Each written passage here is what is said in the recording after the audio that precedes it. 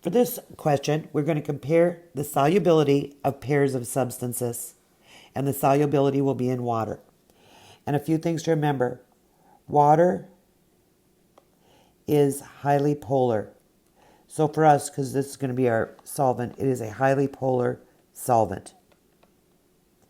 You've probably heard the phrase like dissolved like dissolves like.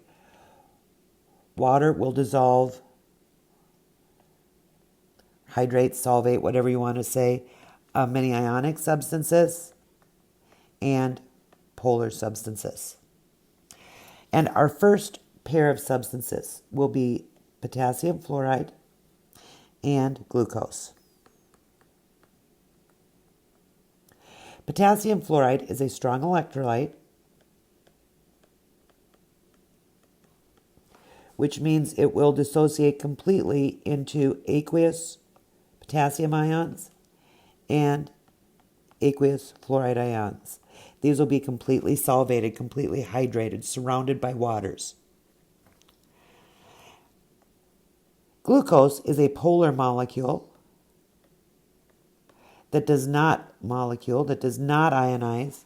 It is therefore a non-electrolyte. It will not conduct an electric current when in solution. And when it dissolves, it maintains it keeps the same molecular formula, just turns into an AQ. And it will dissolve because it's polar.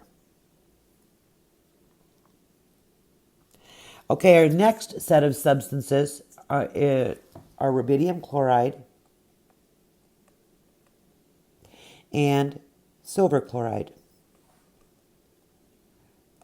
And these are both ionic substances, but I will tell you that if we look up the solubilities, we'll see that this has a very teeny, I'm not going to look it up, but it's got a teeny tiny KSP.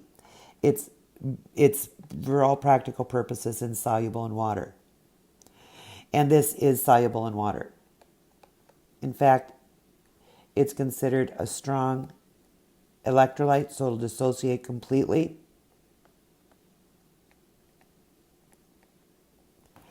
And this is insoluble, so it just doesn't dissociate.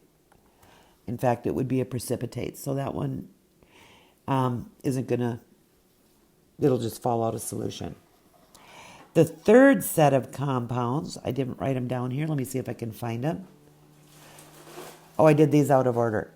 So I'll go back and do the last one first. My next one is HNO3, which is nitric acid, a strong acid, and carbon monoxide.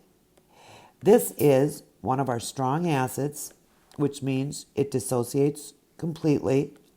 So it's a strong electrolyte.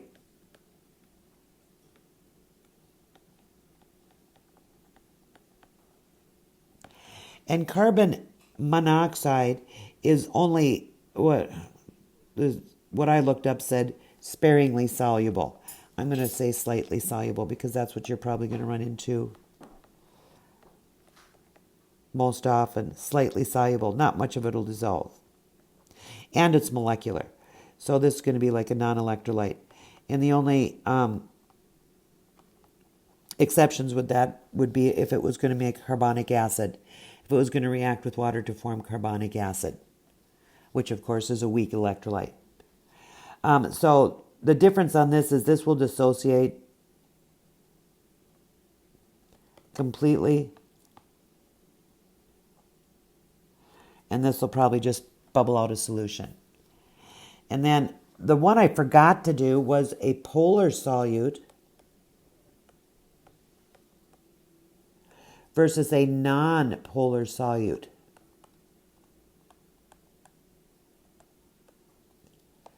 So this one's pretty easy. This one will dissolve. A polar solute will dissolve. And it's most likely going to be molecular. And we'll use the same example we've already used. C6H12. Not 12, it's H12. Glucose is a polar molecule, and that will dissolve in water. A nonpolar solute will not dissolve.